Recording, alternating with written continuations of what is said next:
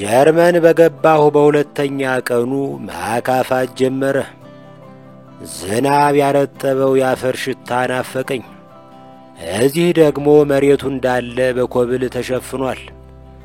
ደግነቱ ከኢትዮጵያ ስወጣ አፈር በየአይነቱ ቆጣጥሬ ነው የወጣሁት። ቀይ አፈር፣ ደባይ አፈር፣ የመቃብር አፈር፣ በርበሬ እንዲበረክት የሚያደርግ አፈር፣ ሙሉ ቀን መለሰ ምነው ባደረገኝ ብሎ የተመኘው የሚንፈራፈር አፈር፣ ከሁሉም የአፈር አይነት ቆነጣጥሬ በጀርመን ዝናብ ለውሼ ማግስ አድርገው እልል ያለ አጭር የግጥም መጣልኝ። እንዴት ነሽ አገሬ ከነጋ አንጻር ሲታይ ደግ ቀን ነው ዛሬ፣ ስንት ገባ ይሆን የውጭ ምንዛሬ። በጀርመን ከተሞች ባንዱ እየተርመሰመስሁ ነበር። የሆነ መጸዳጃ ቤት ገብቼ ስሙኒ ከፍዬ እጄን ታጠብሁ። አለንጋ ጣቶቼን ሳራግፍ ወለሉ ላይ ጥቂት ነጠብጣብ አረፉ። ወለል ጠራጊው ሽማግሌ ፈረንጅ ይህን ሲያይ እንደ ማበድ አደረገው። ቫሩም ብሎ ቀወጠው። ጀርመንኛ ብዙ ባላውቅም ምን ነካህ? እንዴት ልፋቴን መና ታደርገዋለህ? ምናምን ማለት እንደሆነ ቀልቤ ነግሮኛል። እምገርመው ቀልቤ ከኔ የተሻለ ጀርመንኛ ያውቃል። ጌታ ሆይ ብዙ ሺህ ማይል አቆራርጬ አውሮፓ ገብቼ ፈረንጅ የማናድድበት ኃይል የሰጠኸኝ እኔ ማን ነኝ ብዬ ተደነቁ። መልሼ ሳስበው ግን ተጸጸትሁ። ያንጠባጠብሁትን የውሃ ረጋፊ ላጸዳ መጥረጊያውን ብድግ ሳረግ ሰውየው እንደገና ተንደቀደቀ። ከውጭ የሚጠብቀኝን ዲያስፖራ ሰለሞን ሞገስን ምንድነው የሚለው ብዬ ጠየቅኩት። ተረጎመልኝ። ጠራጊው ሽማግሌ እንዲህ ነው ያለኝ፣ ውሃ ስታንጠባጥብ ታግሻለሁ፣ መጥረጊያዬን ስትሰርቀኝ ግን እፋረድሃለሁ። ሳያሳፍሰኝ አመለጥሁ። የሆነ ሰዓት ብቻዬን እየተራመድሁ አንድ ሐውልት አገኘሁ። ሐውልት ከማይሰምርበት አገር ስለመጣው ሐውልት ብርቄ ቢሆን አይገርምም። ከሐውልቱ ስር ፎቶ ለመነሳት ፈለግኩ። አንድ ፈረንጅ ባጠገቤ ሲያልፍ ተከትዬ በጀርመንኛ አንሳኝ አልሁት። ዝም ብሎኝ ሄደ። በላቲን ሳይቀር ጠየቅኩት። ገላምጦኝ እርምጃውን አፋጠነ። አይ ፈረንጅ፣ ከላይ ሲታዩ የተማሩ ይመስላሉ፣ ፎቶ በሞባይል እንዴት እንደሚነሳ እንኳ አያውቁም ብዬ ራሴን ለማጥናናት ሞከርሁ። አማራጭ ሳጣ ሰልፊ ፊቴ ላይ ደገንኩ። ካሜራው የኔን ፊት እየዘለለ ሐውልቱን መቅረጽ ጀመረ። አጥብቆ ሆድ ባሰኝ። ሆድ ለባሰው ሞባይል አታውሰው። ድንገት ስልኬ ከመዳፌ ላይ ሲንሸራተት ይታወቀኛል። ቶዋ ስልኬ በግንባሩ ክምብል ካለበት አንስቼ ሳየው እስክሪኑ የሸረሪት ድር ሪል ስቴት መስሏል። በመጨረሻ ወደ ማረፊያ ቤቴ ስመለስ ሁለት ደጋግ አገሬ ልጆችን አገኘሁ። ትንሽ ሰላምታ ከተለዋወጥን በኋላ የምትፈልገው ካለ ንገረን አሉኝ። በአስቸኳይ ወደ አገሬ መልሱኝ።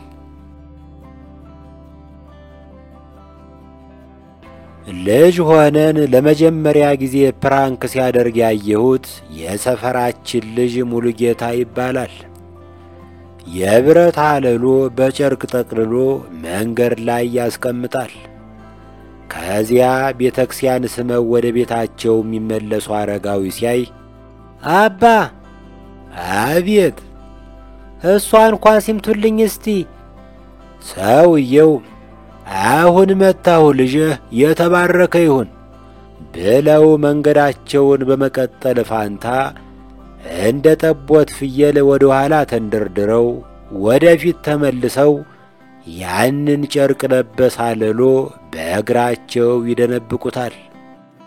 ከጥቂት ሳምንታት በኋላ ዊልቸራቸውን እያሽከረከሩ ሲያልፉ ያየ አገር ሰው አባ ምን ገጥሞት ነው ይላቸዋል።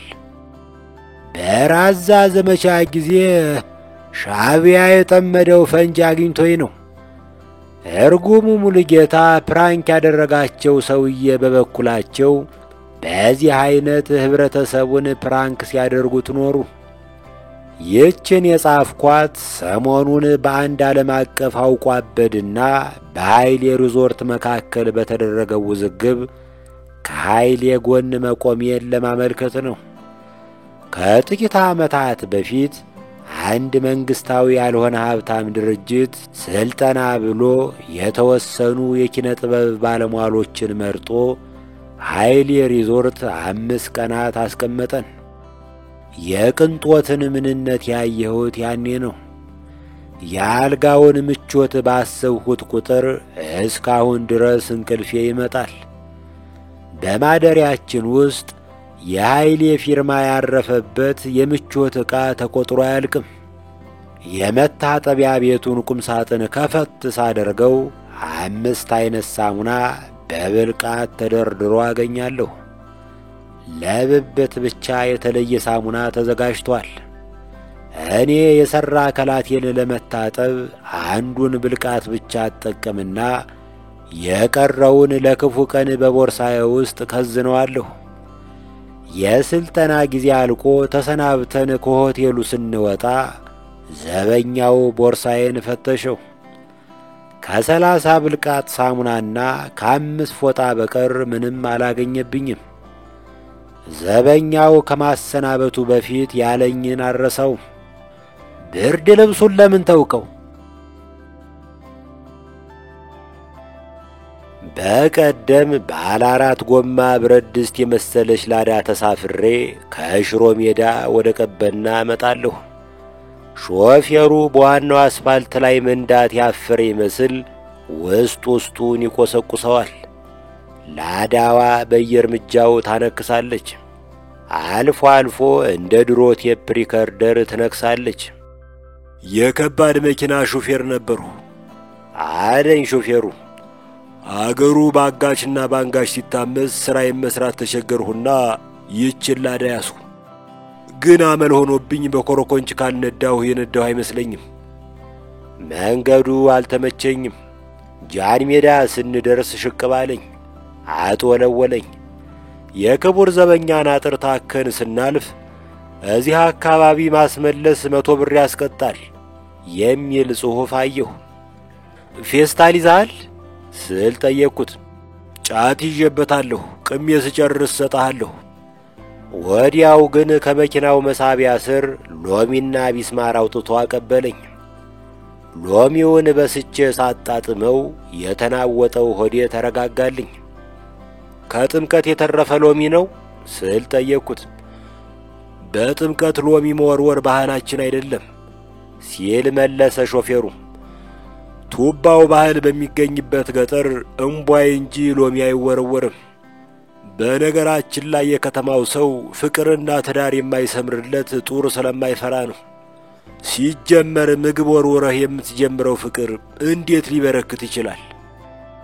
አንተ እንዴት ነው ያከበርኸው ታዲያ አልኩት። እኔ እንደ መጥምቁ ዮሐንስ ነው ያከበርሁት። ያንበጣ ቆሎ በማር እያጣቀሱ ቁርሴን በላሁ። እኛ ኢትዮጵያውያን በየዓመቱ አንበጣ እህላችን ፈጀብን እያልን ከምናላዝን እንደ መጥምቁ ዮሐንስ አንበጣን ወደ እህልነት ብንቀይረው ዓለምን አናስቸግርም ነበር። ከጥቂት ገጭ በኋላ ላዳዋ እንደ ሰርኬስ ባቡር ቀጥ አለች። ሌላ ላዳ በተቃራኒው አቅጣጫ መጥቶ ከጎናችን ቆመ። ሁለቱ ሹፌሮች በጋቢና መስኮት ትንሽ ሰላምታ ከተለዋወጡ በኋላ የኔ ሹፌር ምን አዲስ አለ ሲል ጠየቀው። አንዱ ግን ትናንትና የኋላውን መብራት ሰብሮብኝ 15,000 ብር አስተፋሁት። ነገ ደግሞ ጋማውን ይዤ 5,000 ብር እቀበለዋለሁ። የኔ ሹፌር በረጅሙ ተነፈሰና እንዲህ አለው፣ የቤትህን መብራትም ነው እንዴ የሰበረብህ? ኢትዮጵያ ውስጥ የነገሰው የማስመረቅ ሱስ የተወጋ ይሁን። በቅርቡ የሆነ አዲስ አበባ አጠገብ በምትገኝ ከተማ ከፊል ኮረኮንች መንገድ ላይ ዜብራ እንዲሰመር ተወሰነ። ዋናው ዜብራው መሰመሩ ነው። አስፋልቱ ደግሞ ቀስ ብሎ ይደርሳል። ምንጮች እንደነገሩኝ ለዜብራው ማስመሪያ 100,000 ብር ገደማ ፈጅቷል። አርቲስቱ በመስመር 100,000 ተከፍሎታል ማለት ነው። የከተማው ሰዎች ዜብራውን እንዲመርቅላቸው የሆነ ባለስልጣን ከአዲስ አበባ ጋበዙ። ለማስመረቂያ በቂ በጀት ካላቸው እንደሚመጣ ነገራቸው። የምርቃቱ ስነ ስርዓት የተጀመረው ባለስልጣኑ ከህዝቡና ከትራፊክ ፖሊሶች ጋር ሆነው ዜብራ መስመሩን በማቋረጥ ነው። በቪዲዮው ላይ እንዳየሁት ከሆነ ባለስልጣኑ ዜብራውን እስከ መጨረሻ ተራምዶ የመጨረስ ትዕግስት አልነበረውም። መሃል ላይ ሲደርስ በቆረጣ ወደ መኪናው ገብቶ ሊቆሰቁሰው ሲል ትንሽ ንግግር ቢጤ እንኳ አያደርጉም አለው ህዝቡ። በቀጣዩ ከተማ የሚገኝ ጎሚስታ ስለማስመርቅ ቸኩላለሁ። ያሳዝናል። እኛማ በሬ ለማረድም ተዘጋጅተን ነበር። በሬውን ለማረድ አትቸገሩ አለ ባለስልጣኑ። ከኋላ ጫኑት። ሰሞኑን ለዲያስፖራ ወገኖቻችን አገራቸውን እንዲጎበኙ ጥሪ ተደርጓል። እኔ ለዲያስፖራ ወገኖቻችን ቦታ ለመልቀቅ ብዬ ወደ አሜሪካ መጣሁ። ሰልስትና ወይም ከ3 ቀን በፊት ዲሲ በእግሬ እየተወዛወዝኩ ዋይት ሃውስ አጠገብ ስደርስ በብዙ የዓለም ቋንቋዎች መሃል ጎልቶ የሚታይ የአማርኛ ጽሑፍ ተመለከትኩ። ፕሬዝዳንት ባይደን ሆይ የሚደረግብንን እያየህ ስለምን ዝም ትላለህ? የሚል መፈክር ነበር የጠበቅኩት። ጠጋ ብዬ ሳየው የአላባ በርበሬ እዚህ ይገኛል የሚል ማስታወቂያ ነው። ወደ ሱቁ ገባሁና ደህና ዋላችሁ አልኩ። አም ጉድ አለኝ አንድ በደብረ ብርሃን ብርድ ልብስ ላይ የሳይቤሪያ ቡልኮ የደረበ አበሻ። እስቲ ወደ ኢትዮጵያ የሚሄድ አንድ ፈረሱላ በርበሬ መዝኑልኝ። መንግስቱ ኃይለ ማርያም ሰው በላው ካፒታሊዝም ቢልም እንኳ የአሜሪካ ካፒታሊዝም የቸርነት ገጽታም አለው። የሚበዘብዝህን ያህል እንድትበዘብዘው እድል ይሰጣል። ለምሳሌ የሆነ ልብስ ከሱቅ ገዝቼ 1 ሳምንት ዘንጬበት ሳበቃ አልመጠነኝም ብዬ ለሻጮች መመለስ እችላለሁ። ሳንገራግሩ ገንዘቡን ይመልሱልኛል። ይህ አሰራር ኢትዮጵያ ውስጥ የሚጀምረው መቼ ነው? ከጥቂት ጊዜያት በፊት ሽሮ ሜዳ ፎቅ ላይ ወደሚገኝ የባህላዊ ልብስ መሸጫ ሱቅ ጎራ ብዬ ነበር። ምን ነበር አለኝ ሻጩ። አንድ ጓደኛዬ ከዚህ ቤት ቆንጆ የዶርዜ ሸሚዝ ገዝቶ ስጦታ ሰጥቶኝ ነበር። የተባረከ ጓደኛ ነው ያለህ። ምን ዋጋ አለው? ሰሞኑን ትንሽ ወፈር ስላልሁ ጠበበኝ። ምን ችግር አለው ታዲያ? አስቀምጠውና ስትከሳ ትለብሰዋለህ ሲል መለሰ ሻጩ። መመለስ አልችልም። ምኑን ነው የምትመልሰው? ልብሱን ነዋ። ያንተን አንጋፋ ላብ የጠገበ ልብስ ተቀብዬ ልሸጠው ነው ሙዚየም ላስቀምጠው? ሰውየው አንባረቀብኝ። በጣም ተናድጄ ከሱቁ ወጥቼ 5 ፎቅ ወረድኩ። ታች ከደረስኩ በኋላ ሰውየው በረንዳው ላይ ሆኖ በፉጨት ጠራኝና ስዞር ተነጋግረን አልጨረስንም እኮ አለኝ። ከምኔው ሐሳቡን ቀየረ ብዬ ወደ ላይ መውጣት ጀመርሁ። ፎቁ ሊፍት እንደሌለው ልብ ያልሁት አሁን ነው። በእርግጥ ባህላዊ ልብስ ሻጩ ባህላዊ ፎቅ መምረጡ አግባብ ነው። እያንዳንዱን ደረጃ በምጥና በመራራ ትግል ከወጣሁ በኋላ እንደገና ሱቁ በር ላይ ተገተሩ።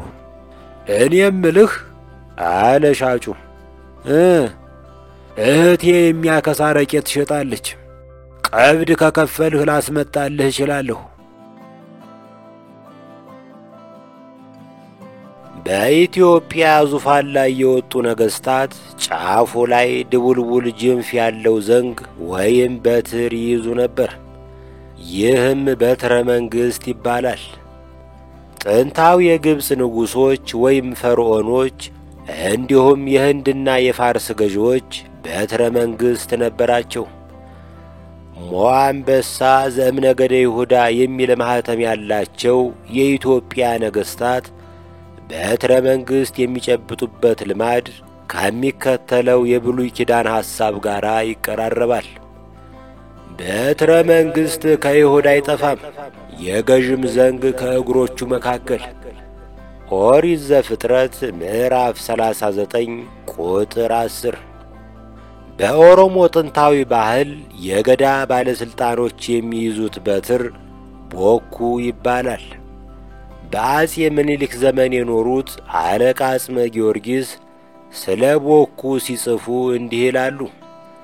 ቦኩ ማለት የወይራ ዱላ ነው። ቅቤ የጠገበ እንደ በትረ መንግሥት ነው። በእርሱ ተሹሞ ይመረቅበታል። በቅንነት ካየነው እኛ የሰው ልጆች ጊዜን ድንበርንና ነገድን የሚሻገሩ ብዙ የጋራ ምልክቶች ወርሰናል። ጋሻው አዳል የተባለ የምወደው የቆየ ዘፋኝ እንዲህ የምትል ዝነኛ ዘፈን አለችው። ማለዳ ማለዳ ማለዳ መተሽ አይ ማለዳ መተሽ እኔን ሳታገኝ ትመለሻለሽ። ማለዳ ማለዳ ማለዳ መተሽ አይ ማለዳ መተሽ እኔን ሳታገኝ ትመለሻለሽ። ዘፈኑን በሰማሁ ቁጥር ጋሻውን እንዲህ እለዋለሁ። አባ በማለዳ የት ሄደህ ነው የማታገኝህ? ውስጥ የበቀለውን ችግኝ ስታጠጣ አምሽተህ በዛው መንገድ ላይ የመሰረት ድንጋይ ተንተርሳረህ ነው። ሳስበው ጋሻው ይህንን ዘፈን የዘፈነው ለፍቅረኛው ሳይሆን ላበዳሪው ይመስለኛል። ብድር ስል ምን ትዝ አለኝ፣ ኢትዮጵያ ብድር መመለስ ከተሳናቸው አገሮች አንዷ ሆና እንደተመደበች ሰማችሁ አይደል? እምደንቅ እኮ ነው። ባለፈው የአሜሪካና የአውሮፓ በዳሪዎች ከኢትዮጵያ ግምጃ ቤት ኃላፊ ጋር ተገናኝተው በጠረጴዛ ዙሪያና በጠረጴዛ ስር ተወያይተው ነበር።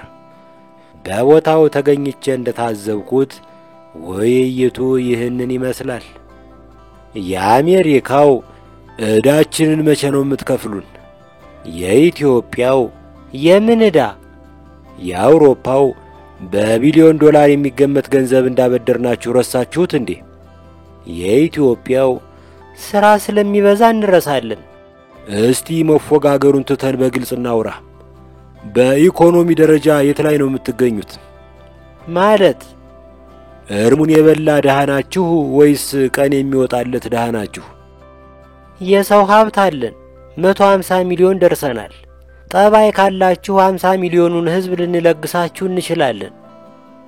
እያወራን ያለነው ስለ ገንዘብ ነው። እንዳታባክኑት እኛው ጋር ይቀመጥላችሁ ብለን ነው እንጂ ገንዘቡም ቢሆን አለ። ሌላው ቢቀር ወለዱን ክፈሉን። ለጊዜው አየር ወለድ እንጂ ወለድ አላዘጋጀንም። ሌላ ምን መፍትሄ ይኖራል? ጥቂት የፎይታ ጊዜ ስጡን። ምን ያህል ጊዜ? ትንሽ 50 ዓመት ብትታገሱን በ50 ዓመት ጊዜ ውስጥ ብድሩን የምትከፍሉበት የኢኮኖሚ ደረጃ ላይ ትደርሳላችሁ። አይ እናንተ ብድሩን የማትፈልጉበት ደረጃ ትደርሳላችሁ። ከዛሬ ጀምሮ ከዛምቢያና ከጋና ቀጥሎ መበደር ከማይችሉ አገሮች ጎን ተመድባችኋል። ይህንን ጨካኝ እርምጃ ዝም ብለን አናየው። ምን ልታደርጉ ትችላላችሁ? ብድር የተነፈጉ አገሮች ማህበር መስርተን እንታገላለን።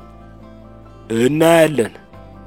እዚህ ላይ የኢትዮጵያው በንዴት ተሰናብቶ ከሄደ በኋላ እንደገና ተመልሶ መጣና አንድ የመጨረሻ ጥያቄ ነበረኝ አለ። ሁለቱ ኃያላን ምንድነው? የኢትዮጵያው ዛምቢያን አሲዘን መበደር አንችልም?